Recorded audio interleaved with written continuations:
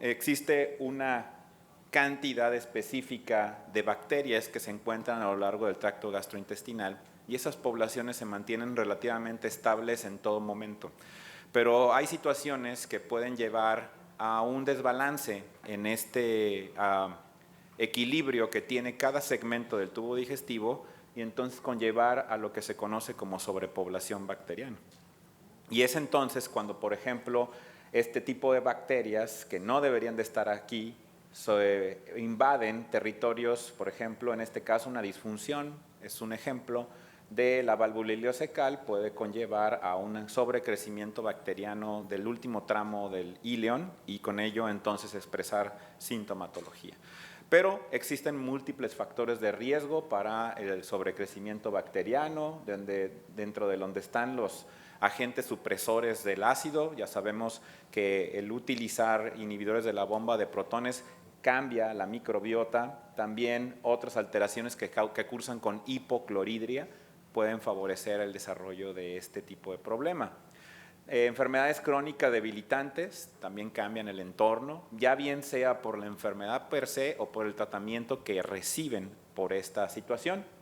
Alteraciones de la motilidad, ¿no? Pseudoobstrucción intestinal crónica y idiopática, radiación a nivel enteral, deficiencias inmunológicas y cambios estructurales, sobre todo posquirúrgicos. Y es entonces que en este proceso de la fisiopatología del sobrecrecimiento bacteriano, pues bueno, va a existir este exceso de bacterias va a fomentar un incremento en la fermentabilidad.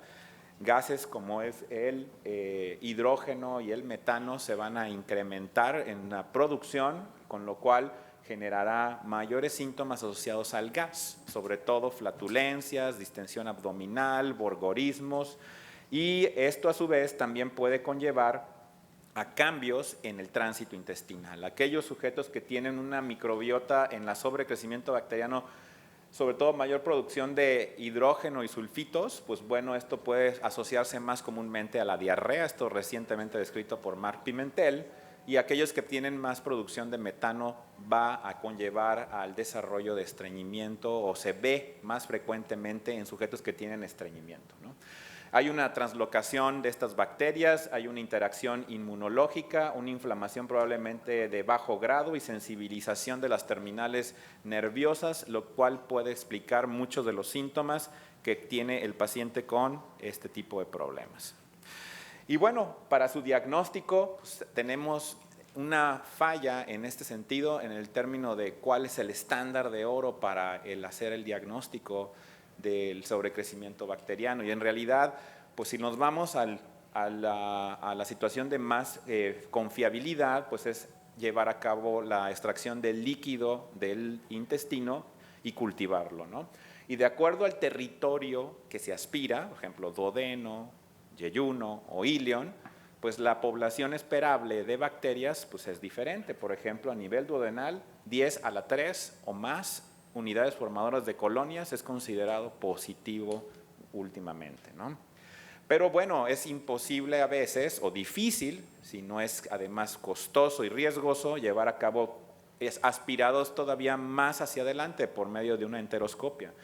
Y recientemente se están ideando cápsulas que pueden tener compartimentos para poder tomar muestras de algunos segmentos específicos del intestino y también otras más que miden la concentración de gases adentro del ambiente intestinal y con ello puede entonces ayudar al diagnóstico, pero para saber cuál va a ser su rendimiento diagnóstico va a ser un poco complicado y habrá que esperar los estudios.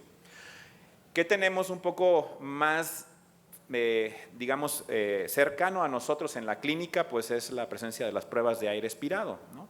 En donde pues sí son no invasivas, pero el problema es que son poco sensibles y específicas y hay una mayor cantidad de estudios con estas pruebas para el diagnóstico de SIBO, pero todavía no podemos con precisión hacer el diagnóstico de SIBO y muchas veces va de la mano de nuestra sospecha clínica. Y bueno, entonces, cuando tenemos una situación de balance en la microbiota, pues tenemos un funcionamiento adecuado, fermentación adecuada de los sustratos que consumimos, pero cuando hay este escape de bacterias, estos sustratos son entonces captan los sustratos que comemos y van a fermentar, generando entonces un incremento de la producción de estos gases. Y esa es la base para las pruebas de aire expirado. El hidrógeno y el metano se producen básicamente por fermentación bacteriana y se pueden considerar un subrogado de ese proceso.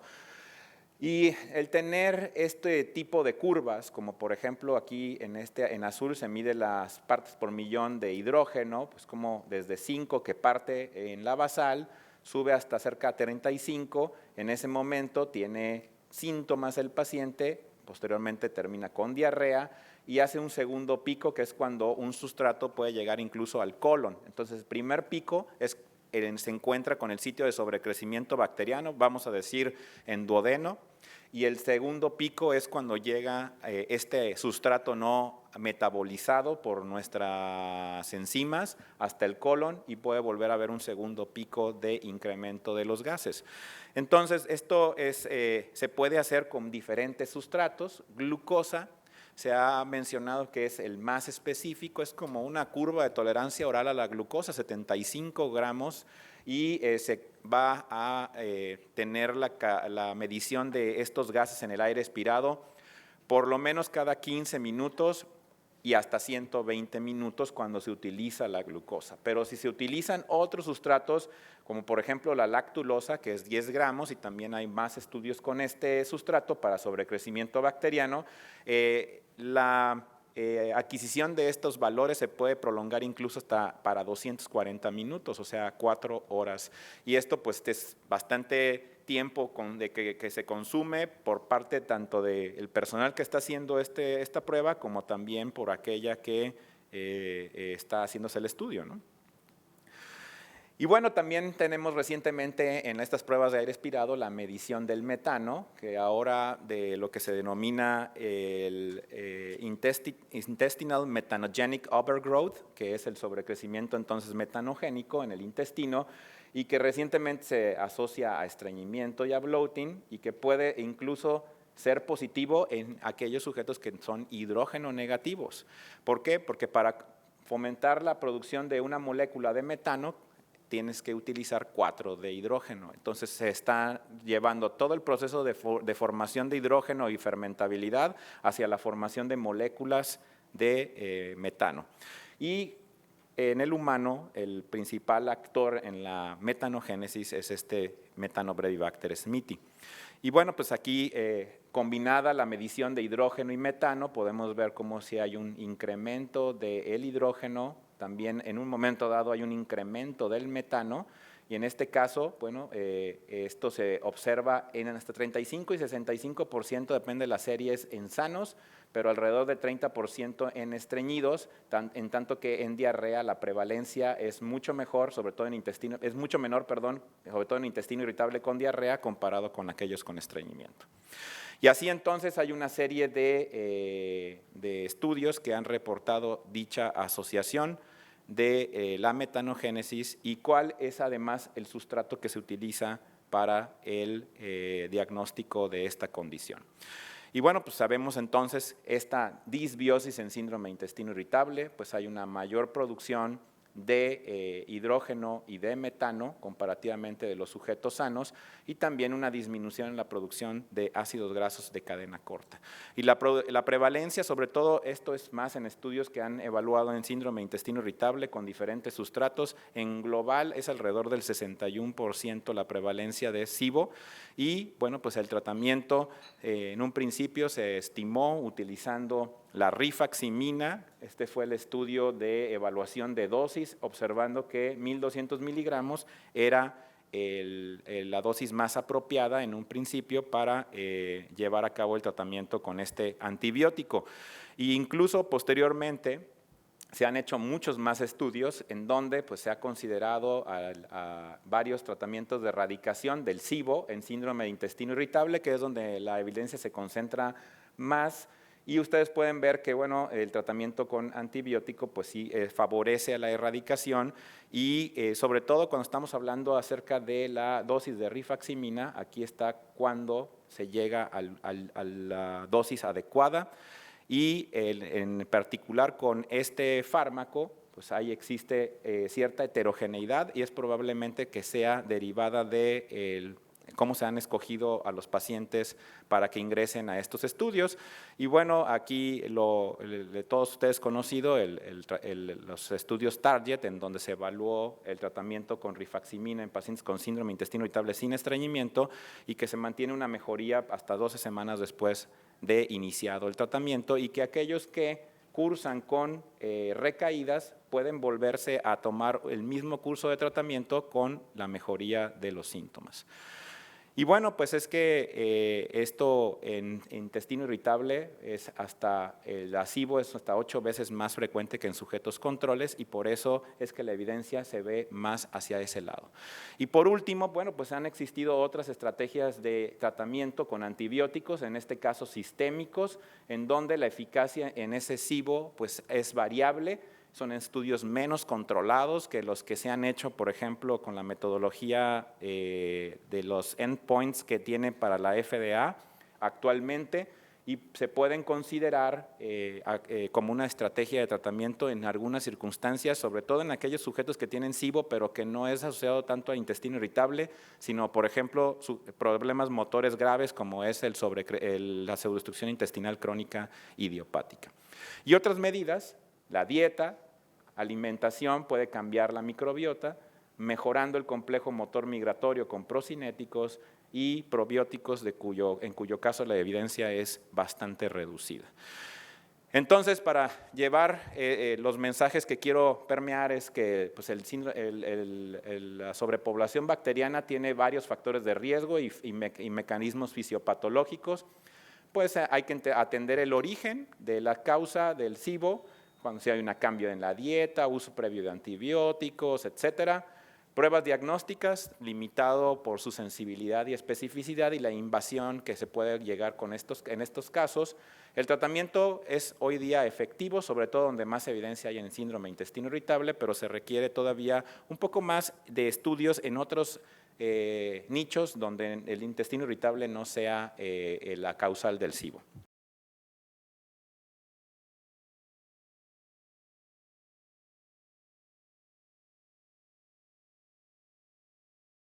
Y vean ustedes, la disbiosis ya se ha hablado extensamente esta mañana, se ha asociado a múltiples problemas digestivos y ahí tienen la lista, va desde la infección por Clostridioides difficile, la enfermedad inflamatoria intestinal, el cáncer, el intestino irritable, la enfermedad celíaca, la sobrepoblación bacteriana, las intolerancias y alergias alimentarias, la enfermedad diverticular, la enterocolitis necrosante, el hígado graso y la esteatohepatitis, la cirrosis y otras hepatopatías, y también forma parte de este problema la enfermedad por reflujo gastroesofágico, más lo que se acumule esta semana.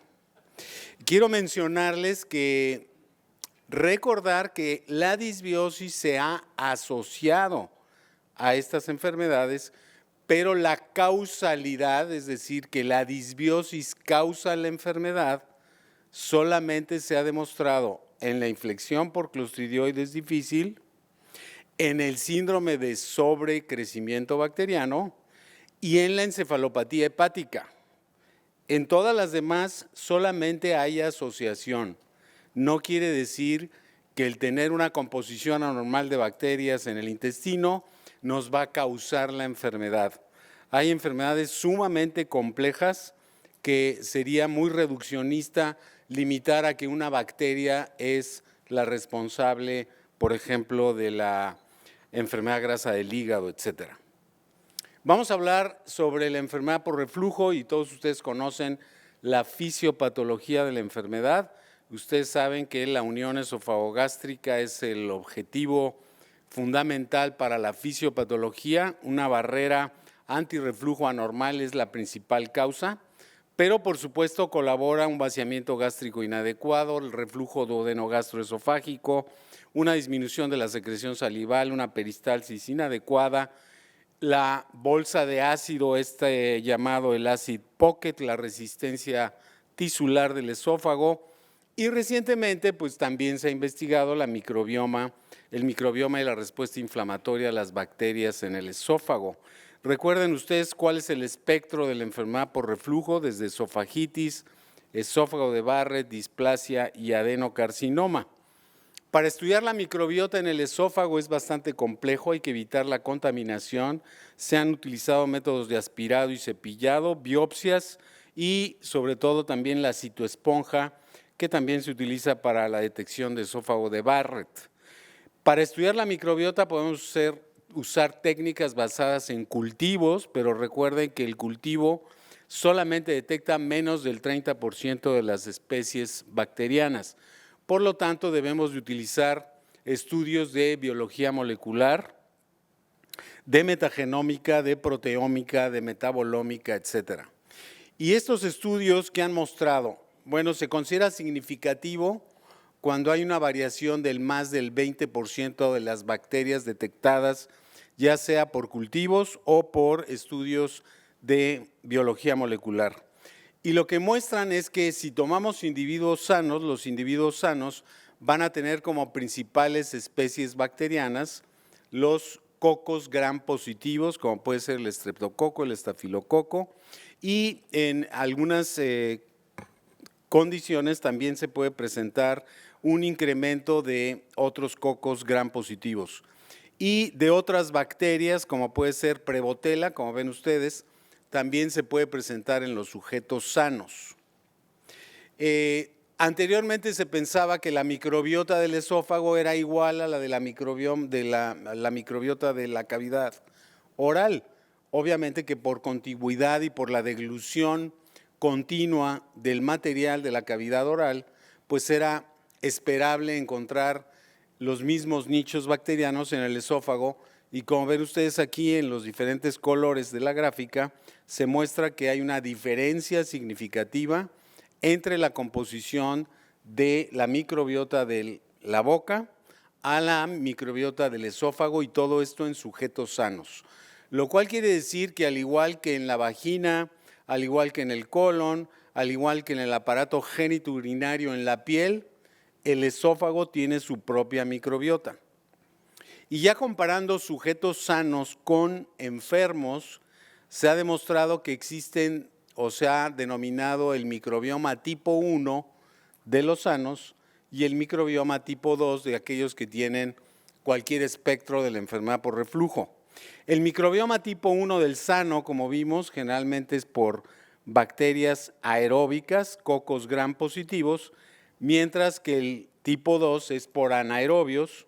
El tipo 1, los normales, tienen, como dije, gram positivos, y el tipo 2 tienen predominantemente gram negativos. Es decir, los pacientes que tienen cualquiera del espectro de la enfermedad por reflujo tienen una composición bacteriana predominantemente de gérmenes gram negativos anaeróbicos. Y aquí vean los estudios que han demostrado, comparando sujetos sanos, pacientes con esofagitis por reflujo y esófago de Barrett, cómo los cocos gram positivos en los sujetos sanos son los predominantes, y vean cómo hay una disminución significativa de los estreptococos en aquellos que tienen enfermedad por reflujo, y crecimiento de otras especies como Veillonella en la esofagitis por reflujo y en el esófago de Barrett, así como de Pasteurella, Neisseria, Prevotella, y esta especie de Fusobacterium, el Fusobacterium nucleatum, que prolifera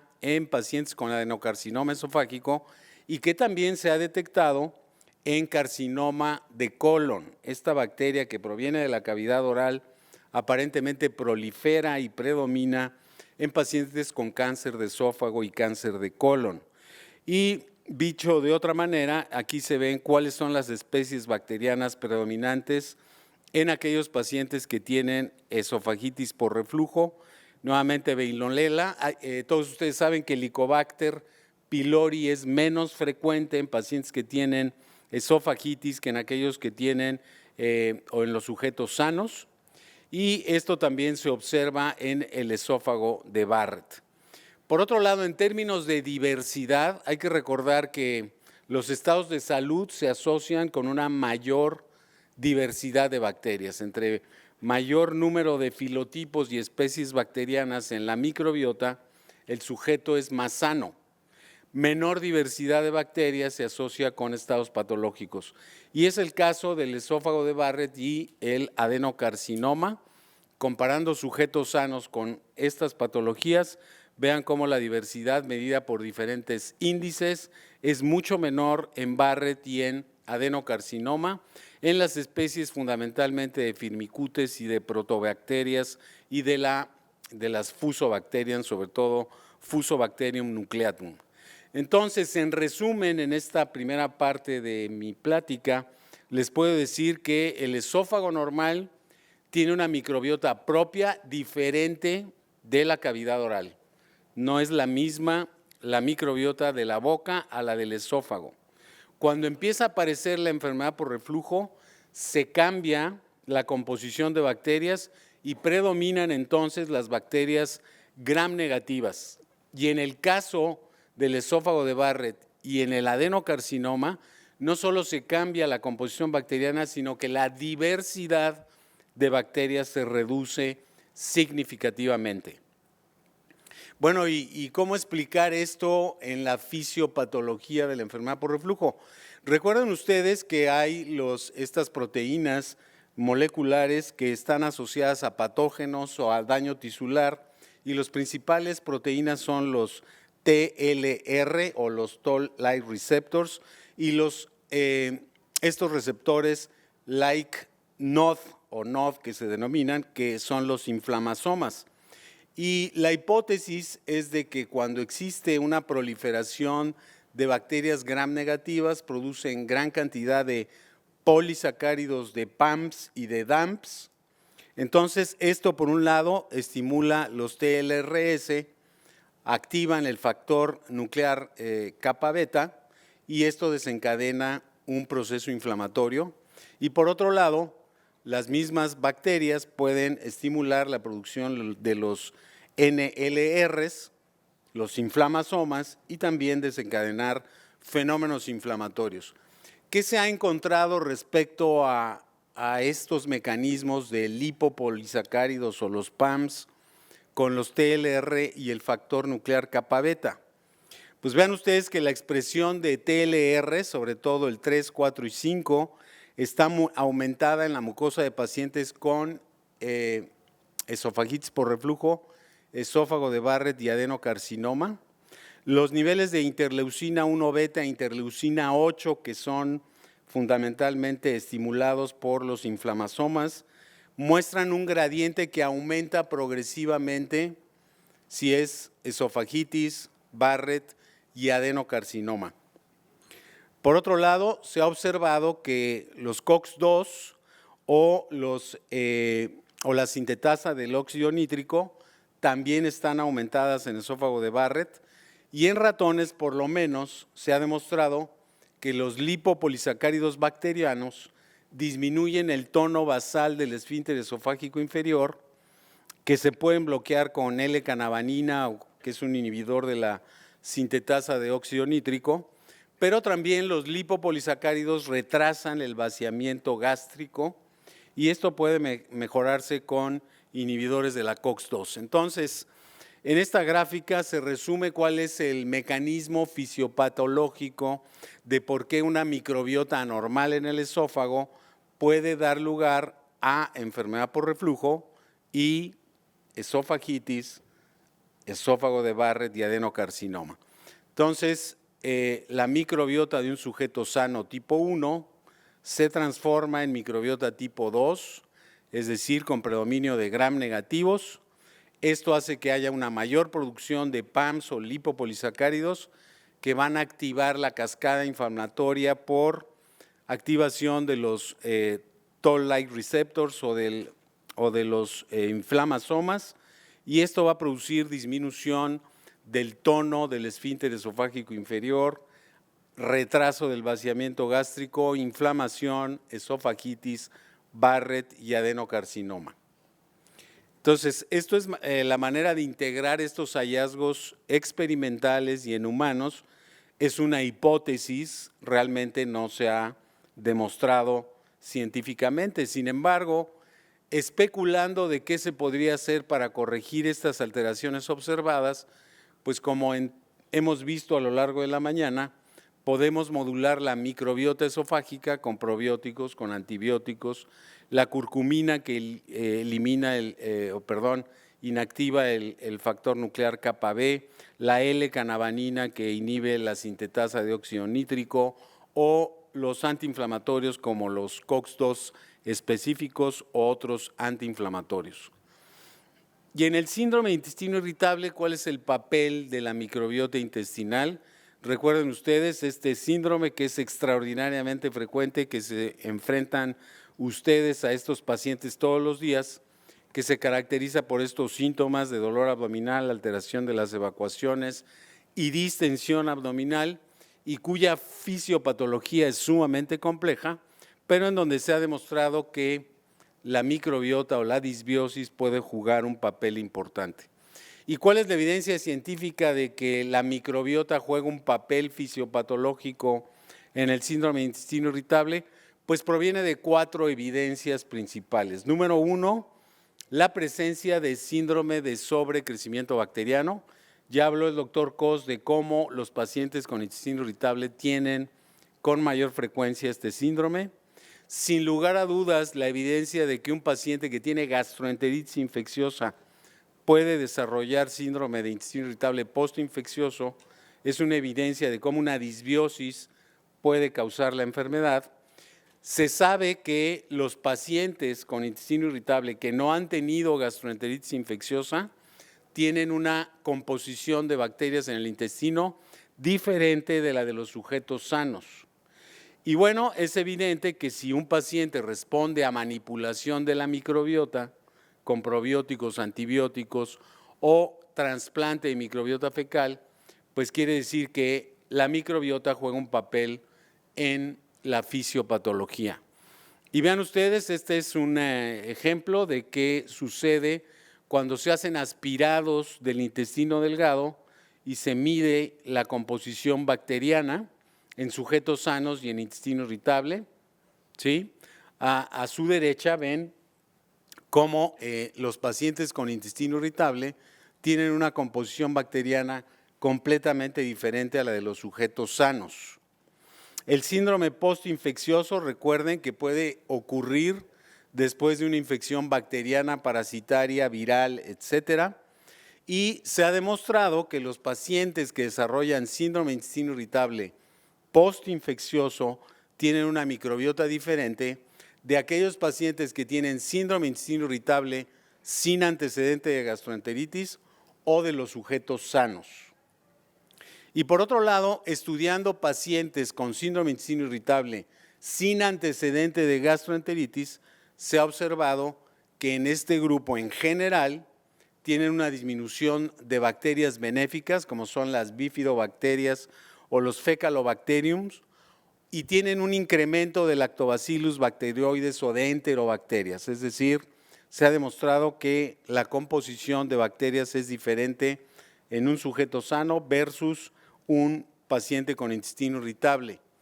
Interesantemente, este estudio del doctor Nick Talley demuestra que el tratamiento con antibióticos de todo tipo, inclusive para infecciones extraintestinales, produce un riesgo mayor de 2.3 veces más para adquirir o desarrollar el síndrome de intestino irritable. Es una pieza más de evidencia que muestra que alterando la microbiota normal se puede desarrollar el síndrome de intestino irritable. Los metaanálisis con probióticos muestran mejoría de los síntomas del síndrome de intestino irritable en aquellos pacientes que usan probióticos. Ya se mencionó el uso de la rifaximina para tratamiento de sobrecrecimiento bacteriano y los pacientes con intestino irritable mejoran a la rifaximina, pero solamente un subtipo, aquel que no está estreñido, lo cual indica que existen diferentes composiciones de bacterias, bacterias productoras de hidrógeno, bacterias productoras de sulfuro de hidrógeno y bacterias productoras de metano, y la respuesta a la rifaximina es diferente en estos 3 subgrupos. Y también hay evidencia, aunque controversial, de que el trasplante de microbiota fecal puede ser útil en algunos estudios y puede ser no benéfico en otros. Es muy controversial. El trasplante de microbiota sigue en estudio en pacientes con intestino irritable. Entonces, en conclusión, les he presentado evidencias de que el esófago tiene un microbioma complejo, como ocurre en el intestino, piel, vagina, etcétera. El microbioma de pacientes con esofagitis, esófago de Barrett y adenocarcinoma es diferente al de los sujetos sanos, y el predominio de gram negativos en estos pacientes parece ser que pueden jugar un papel fisiopatológico activando la vía de lipopolisacáridos, TLR y factor nuclear kappa beta. ¿Y cuál es el papel de probióticos, antibióticos, inhibidores de la COX-2, etcétera, en el tratamiento de la enfermedad por reflujo y de sus diferentes manifestaciones? Aún está en duda. La microbiota juega un papel fisiopatológico en el síndrome de intestino irritable, y las piezas de evidencia que soportan esta hipótesis es de que los pacientes con intestino irritable tienen síndrome de sobrecrecimiento bacteriano, la gastroenteritis postinfecciosa, esta disbiosis puede dar lugar al síndrome de intestino irritable. Los pacientes con intestino irritable tienen una microbiota diferente de los sujetos sanos, y estos pacientes pueden responder a proantibióticos y al trasplante de microbiota fecal.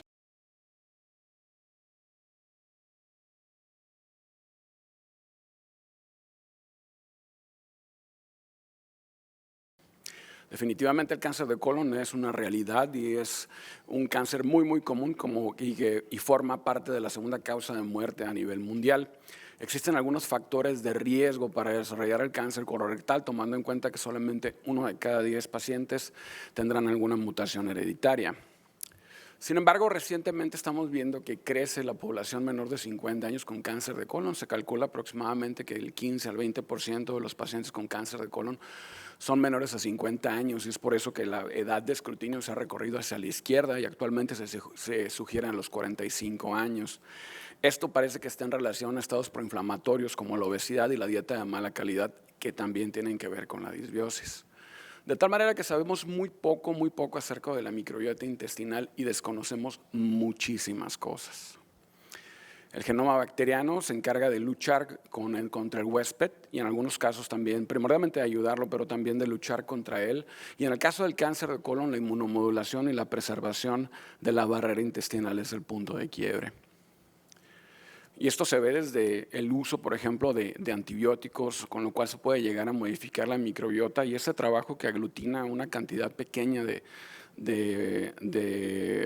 trabajos de investigación demuestra que los resultados son marginales, pero que aparentemente el utilizar antibióticos pudiera tener cierta relación al cáncer de colon.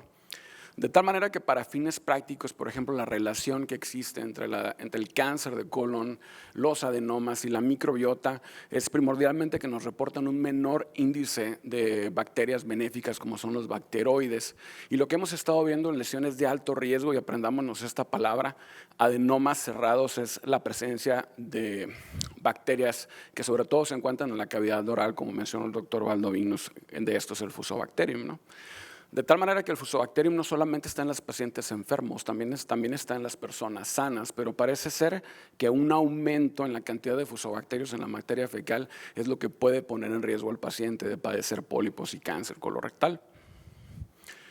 La evidencia lo que nos muestra es que la microbiota, tanto en el tejido como en la materia fecal, tiene un impacto sobre la producción de pólipos, de tal manera que en los pacientes con adenomas se ha visto un aumento en las proteobacterias, un aumento en los firmicutes y una disminución en los bacteroidetes. Y en la materia fecal es posible observar cambios en las proteobacterias, en las fusobacterias y en los bacteroides. De tal manera que es una lucha constante entre las bacterias patógenas y los comensales, rompiendo este equilibrio y llevando a la inflamación, a la pérdida de la barrera de la mucosa y también a la producción de algunos metabolitos que tienden a ser carcinogénicos. Entonces, como mencionaban en la plática pasada, parece ser que el problema empieza desde la boca. Y nuevamente les pongo en rojo la palabra adenomas cerrados porque es uno de nuestros grandes enemigos. De tal manera que lo que vemos es un aumento en la microbiota patógena en la cavidad oral, primordialmente Fusobacterium, y sobre todo vemos una disminución en las bacterias que protegen, las bacterias que se encargan de producir ácidos grasos de cadena corta, que es el alimento propiamente del intestino grueso. De esta manera sabemos que hay muchas bacterias que están relacionadas con el desarrollo de adenomas y con el desarrollo de cáncer, y cada una tiene un mecanismo distinto propuesto de patogenicidad, en las cuales va desde la inflamación in situ hasta la modificación de la genética del enterocito, como en el caso del Escherichia coli, productora de PECAS, ¿no? Sin embargo, no solamente las bacterias son las que dañan al intestino, al parecer también los metabolitos que resultan de la digestión de algunos componentes alimentarios que toman las bacterias y que los aprovechan para producir efectos tóxicos sobre la mucosa, modificaciones en la genética, pues son una realidad. De tal manera que este último concepto se apoya con este trabajo, que es un trabajo muy, muy interesante, publicado en Gastroenterology, donde se siguieron pacientes por más de 30 años. Se determinó la presencia de Escherichia coli productora de PECAS y se encontró que en el tejido del tumor de los pacientes que tenían un estilo de dieta occidental, llamémoslo de otra manera, la gente que le gusta la carne, sí, era más prevalente. Y si hablamos de cáncer de colon, obviamente la preocupación importante, sobre todo de nuestra parte, es prevenirlo, o sea, evitarlo, que al paciente no le dé cáncer, y esta preocupación existe desde hace más de 40 años. Yo no quiero que a mi paciente le dé cáncer, y en esta preocupación hemos desarrollado muchísimos métodos para buscar intencionadamente no solamente el cáncer, sino lesiones precursoras. ¿Y cuál es el impacto de esto? Pues que la mortalidad por cáncer de colon ha ido disminuyendo y la incidencia también, de tal manera que lo que buscamos, creo que se trabó. Bien, de tal manera que lo que buscamos alrededor de los pacientes o para prevenir el cáncer de colon es la detección de lesiones precursoras, como en el caso de los pólipos, ¿no? Y remover un pólipo significa prevenir algo que se va a convertir en cáncer en un futuro. De tal manera que uno de los trabajos más recientes, que es el estudio Nordic, nos dice que someter a un paciente a un programa formal de escrutinio tiene un impacto muy importante sobre la incidencia de cáncer. ¿Qué tanto es esto? Reduce un 30% las probabilidades de un paciente de llegar a tener cáncer de colon. Quizás uno de los bemoles de este trabajo es que no hubo un impacto en la mortalidad. Sin embargo, los autores lo que mencionan es que se requieren más de 10 años para demostrar que hay un impacto sobre la mortalidad, ¿no? De tal manera que a pesar de que la colonoscopía es nuestro estándar de cuidado, desafortunadamente no es perfecto, ¿sí? Y es por eso que existe el concepto del cáncer de intervalo, que no es más que tener cáncer en los próximos 5 años después de que mi colonoscopía fue normal. De tal manera que al parecer esto depende primordialmente de dos cosas, ¿no? Primero, de que tu colonoscopia haya sido de calidad. Segundo, de quien te haga el estudio sea un médico muy obsesivo y que sea un alto detector ¿de qué? De pólipos, porque si tú te pones en las manos de un alto detector de pólipos, la probabilidad que tienes de sufrir cáncer de intervalo y de que este cáncer sea muy agresivo se reduce. Pero uno de los principales actores en el cáncer de intervalo son los adenomas cerrados. Los adenomas cerrados son los adenomas planos que son muy difíciles de ver y que en un seguimiento a 3 años después de más de 300,000 colonoscopías se demuestra que este tipo de pólipos es más frecuente encontrarlos en los pacientes que fueron sometidos a colonoscopía con endoscopistas de baja detección.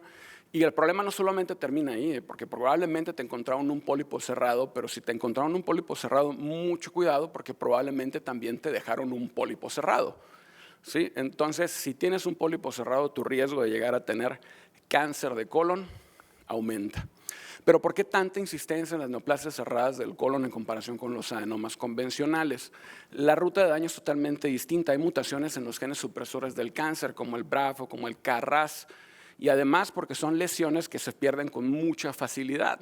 Hay que ser muy obsesivos en la revisión endoscópica de estos pacientes porque realmente son lesiones muy, muy sutiles y tenemos que estarlas buscando de manera intencionada para poderlas detectar y poderlas remover.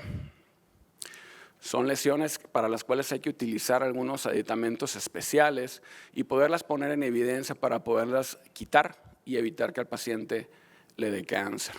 De tal manera que tenemos que valernos de la tecnología, pero sobre todo tenemos que valernos de nuestra técnica de endoscopía y nuestra obsesión por encontrarlos para poder evitar el cáncer.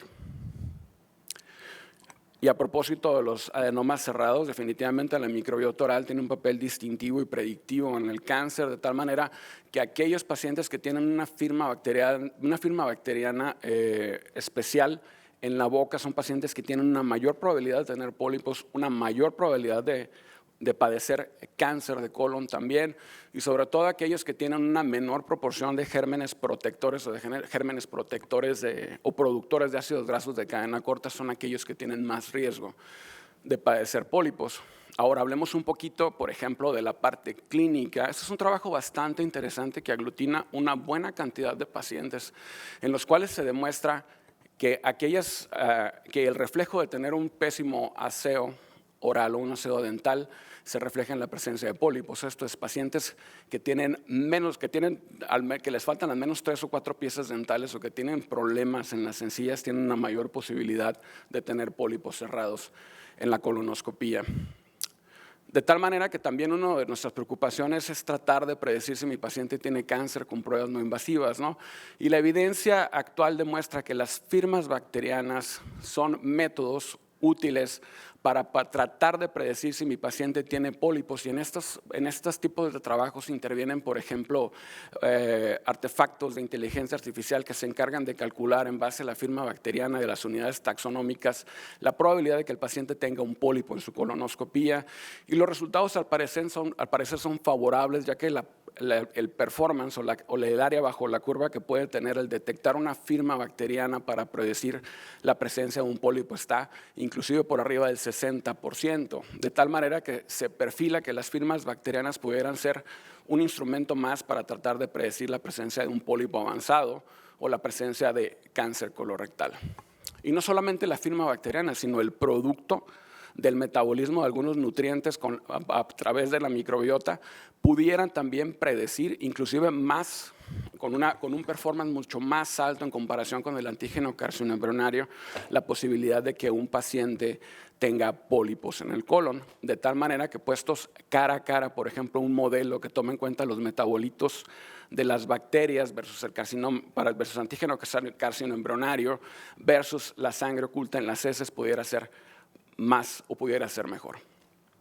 Por último, quiero comentar algunas cosas en relación a la alteración de la microbiota intestinal que se puede hacer en algunos pacientes que tienen pólipos y cáncer colorectal. Eso es un estudio muy pequeño en el cual a pacientes con cáncer colorectal se les suplementó con estos 2 probióticos.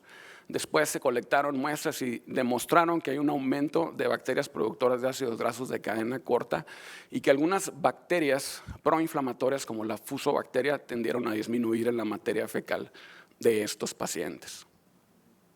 También se ha visto, y esto es un trabajo que se va a presentar en esta reunión de la Sociedad Americana contra el Cáncer, y ellos encuentran que los pacientes que tienen pobres respuestas a los agentes quimioterapéuticos, al parecer es porque tienen una deficiencia de algunos genes reparadores de tumores, y eso guarda una relación importante con la diversidad de la microbiota, sobre todo encontrando que aquellos pacientes que tienen una mayor proporción de vellonelas y de patobiontes como Fusobacterium nucleatum tienen un peor pronóstico y un menor beneficio con la quimioterapia para el cáncer de colon.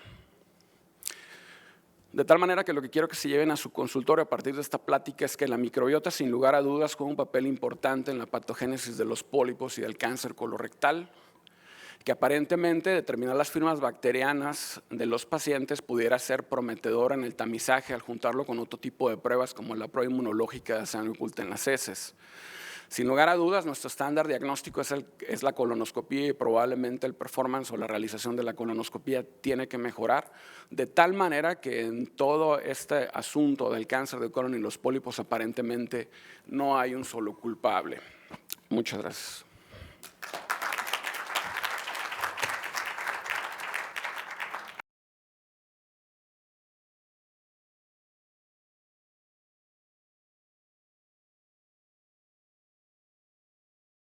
Como introducción, el cuerpo humano tiene 40 trillones de bacterias, aproximadamente más de 1000 especies, que están distribuidas en diferentes partes del cuerpo, donde la parte más abundante es en el tracto gastrointestinal.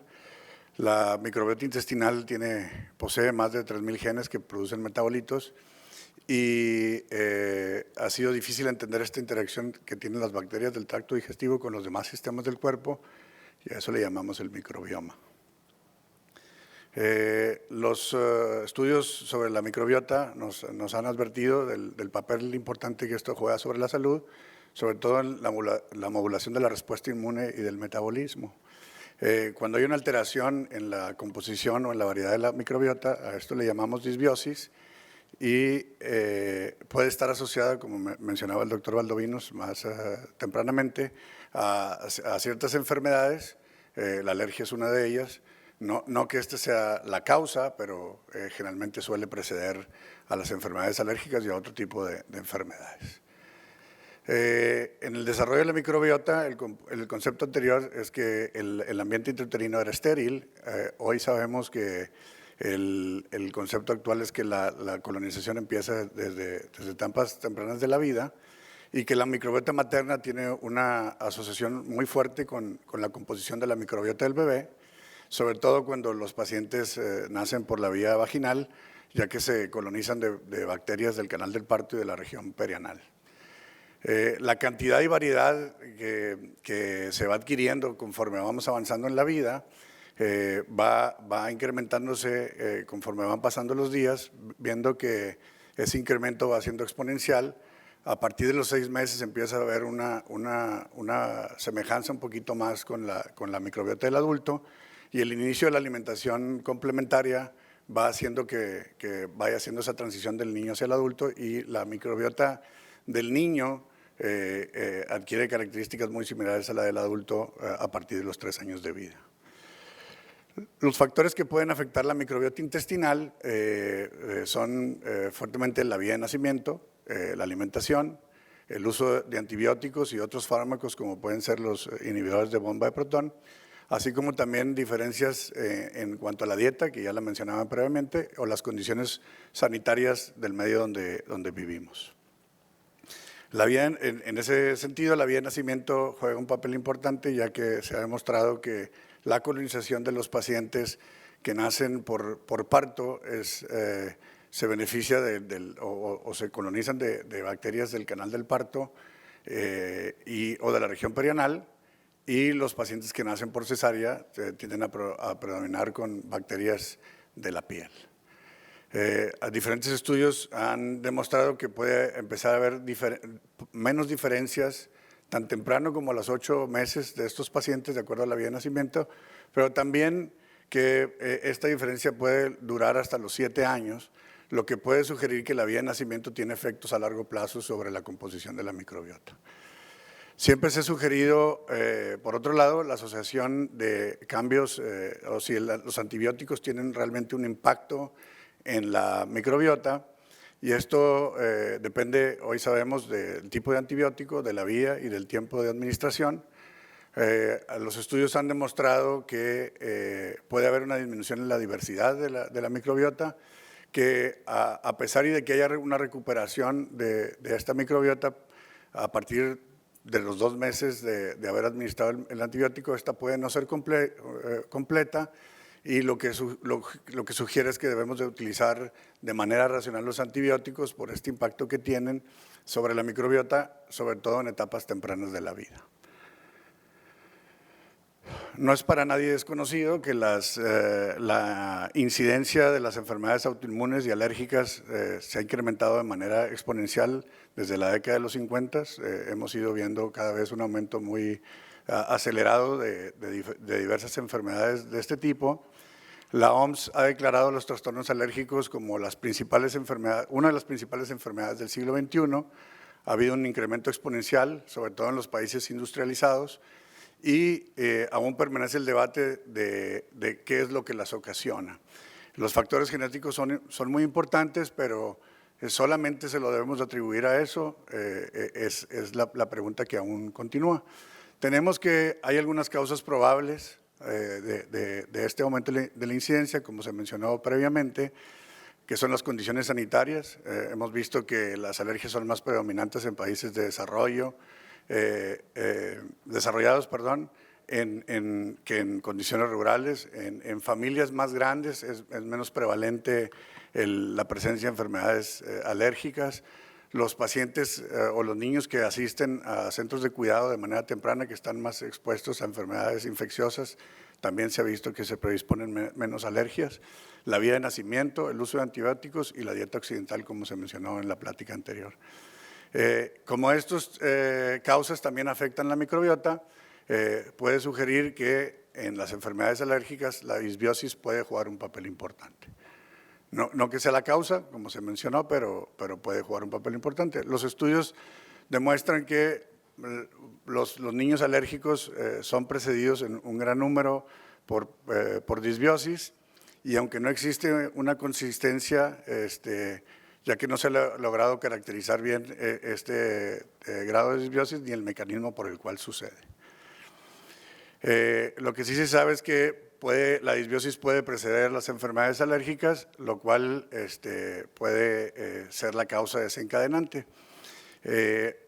Requerimos de más estudios para saber si la corrección de la disbiosis puede utilizarse como medida preventiva, demostrar más efectivamente el efecto de esta como causa de las enfermedades alérgicas, aunque cada vez es más aceptado, y también el papel de las bacterias productoras de ácido butírico, que esta es una hipótesis que se ha ido aumentando en este tiempo, donde los pacientes que por la razón que sea caen en disbiosis, hay un descenso de las bacterias productoras de ácido butírico.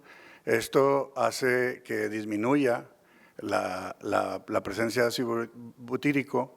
Esto interrumpe la diferenciación de las células T reguladoras, y que son las encargadas de bloquear la respuesta inmune excesiva y la expresión mayor de los receptores TH2, que puede desencadenar, como hipótesis, las enfermedades alérgicas. Demostrado así en los estudios, no se ve muy claramente, donde en diferentes enfermedades alérgicas hay una disminución importante de estas bacterias. Actualmente contamos como arsenal de prevención y tratamiento con probióticos, que son los microorganismos vivos que administrados en cantidades adecuadas pueden tener un efecto benéfico. Los prebióticos, que son las sustancias que alimentan estos microorganismos. Los simbióticos, que es una mezcla de pre y prebióticos. Y los posbióticos, que son las sustancias producidas o liberadas por actividad metabólica de estos microorganismos, así como el trasplante fecal de microbiota. En cuanto a las alergias, la evidencia es muy poca sobre la estrategia que se puede utilizar sobre prevención y tratamiento. Los metaanálisis realizados en diferentes enfermedades alérgicas no han tenido un alto grado de evidencia de que el uso de probióticos pueda hacer una corrección de la microbiota y así prevenir las enfermedades alérgicas. Y esto es verdad desde el embarazo hasta los pacientes que tienen dermatitis atópica, asma, sibilancias y rinitis alérgica. Como conclusión, o como parte final, un tratamiento prometedor es el uso de prebióticos que puedan, de acuerdo a la hipótesis que mostraba, provocar un incremento de las bacterias productoras de ácido butírico y de butirato, ya que utilizando prebióticos, estas bacterias pueden incrementar este metabolito, que puede servir como posbiótico en colon y eso dar un aumento de células T reguladoras en colon. Como conclusión, la microbiota humana es en extremo compleja, Muchos factores influyen sobre su desarrollo ideal, no solamente un solo factor. Existe una relación estrecha entre disbiosis y el desarrollo de enfermedades alérgicas, no como causa, pero sí como que es un precedente. Esta asociación alienta el desarrollo de nuevas medidas preventivas y terapéuticas, sobre todo en el uso de prebióticos y posbióticos, y requerimos de mejor y mayor evidencia para intervenciones efectivas en este tipo de enfermedades.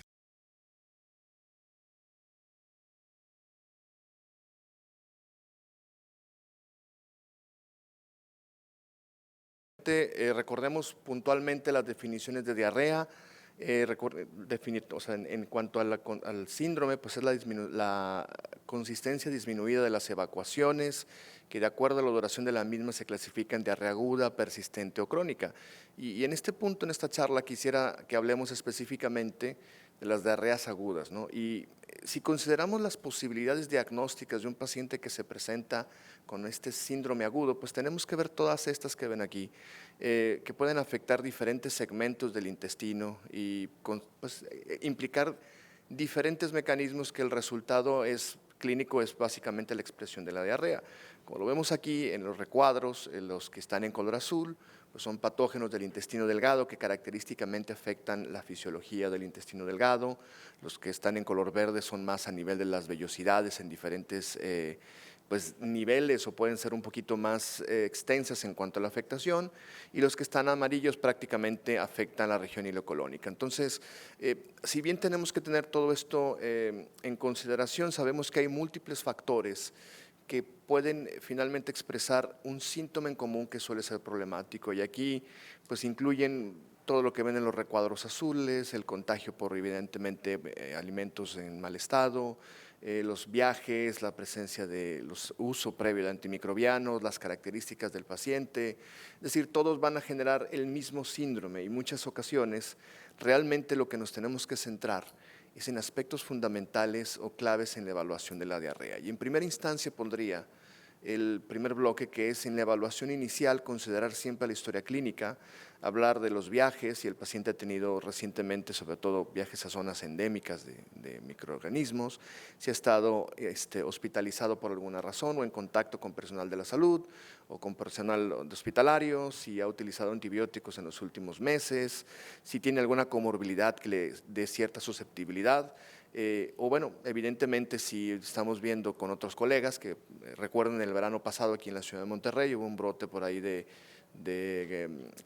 ciclospora, ¿verdad? Que vimos una cantidad importante de casos, que incluso colegas de otras ciudades en el país también reportaron esto por este contacto o este viaje incluso dentro del país, ¿no? Y ahí tenemos que tener cierta atención a la colitis endomembranosa, con la infección por Clostridia difficile y la diarrea del viajero. En segunda instancia es evaluar siempre la severidad. Clínicamente, la presencia de diarrea sanguinolenta nos orienta hacia un síndrome típicamente más severo, así como el estado de volumen y el número de evacuaciones. Y la enfermedad severa ven claramente cómo se define, como la presencia de fiebre, con la presencia de hipovolemia, más de 6 evacuaciones en 24 horas, evidentemente la presencia de muchos síntomas y obviamente la intolerancia de la vía oral, ¿no? Y al final, dejar para el último de la evaluación, considerar algunos estudios en escenarios particulares, donde el estado de volumen nos guíe la parte hidroelectrolítica, el tema de la dieta, que tratar quizá evitar los lácteos pudiera ser una estrategia interesante o útil para el paciente en cuanto al manejo sindromático, y solo considerar las pruebas cuando el escenario clínico lo justifique o tenga algún factor de riesgo o alguna expresión severa de la enfermedad. Porque bueno, si quisiéramos ahondar un poquito más en el tema de los estudios, los electrolitos realmente están justificados cuando hay un síndrome severo y pues básicamente nos ayudan a repletarlos cuando estén deficientes o guiar la repleción de volumen, lo mismo que la creatinina y la biometría hemática, o sea, particularmente cuando hay fiebre, tratando de identificar si es una enfermedad más invasiva, ¿no? Y el panel coprológico quizá tiene poca utilidad o tiene un poco impacto, aunque lo utilizamos de manera casi rutinaria en la evaluación de la diarrea.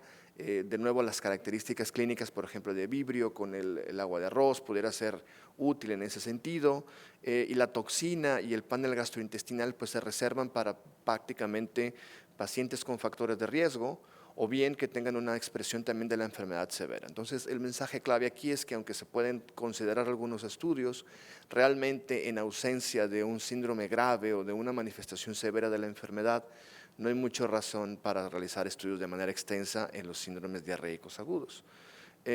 Si consideráramos un algoritmo así de manera muy puntual, de acuerdo a la severidad, si tenemos una enfermedad grave, debemos evaluar todos los ítems que ven allí y contemplar incluso cultivo de heces, el panel gastrointestinal por proteína, por PCR, disculpen.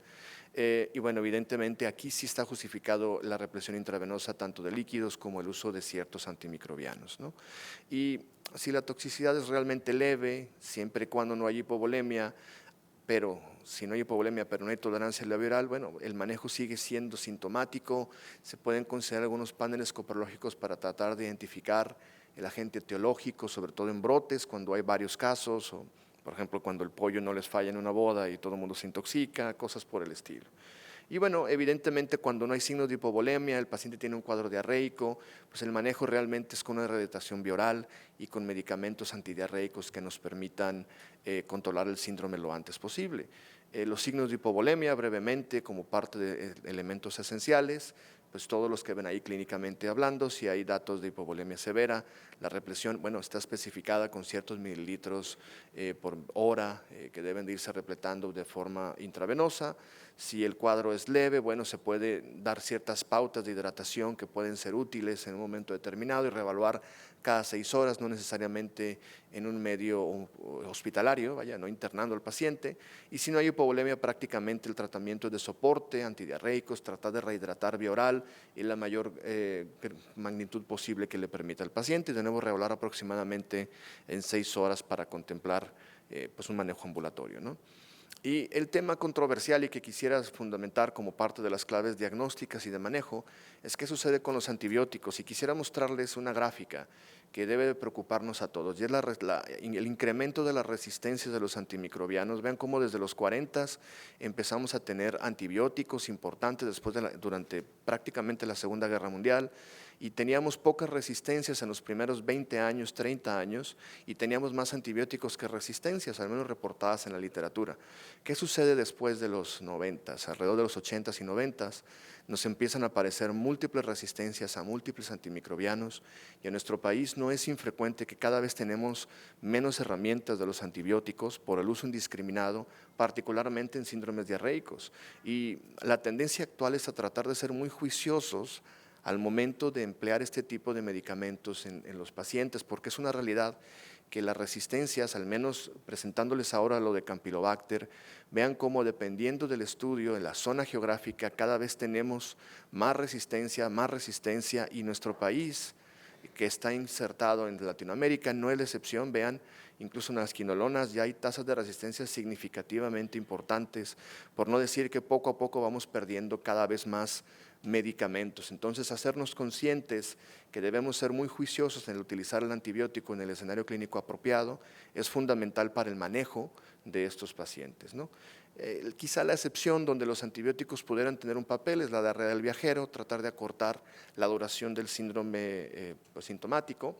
Y bueno, tenemos diferentes alternativas que están indicadas en las guías que pueden ser útiles en esta que consideramos la revancha de Moctezuma, como dicen por allí, pero realmente lo que vemos es que particularmente rifaximina, al ser un antibiótico no absorbible, podría ser de suma utilidad, dado que, como ven, no hay diferencias significativas en cuanto al acortamiento de los síntomas, y al ser un antibiótico con ciertas propiedades, pudiera ser la mejor alternativa en estos pacientes, aunque es válido utilizar cualquiera de los que han visto aquí, ¿no?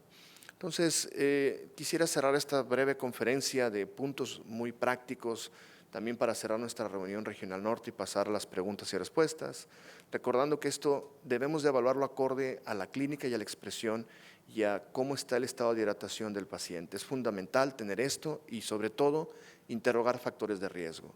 El abordaje diagnóstico depende más de la historia clínica y del estado de volumen que de la terapéutica que vayamos a utilizar. Siempre consideren hacer diagnóstico diferencial y, sobre todo, no utilicen sistemáticamente antibióticos, sean más juiciosos en ese sentido, solo cuando haya una justificación clínica que lo amerite y que les permita, pues, mejorar o rescatar un paciente en el escenario clínico apropiado.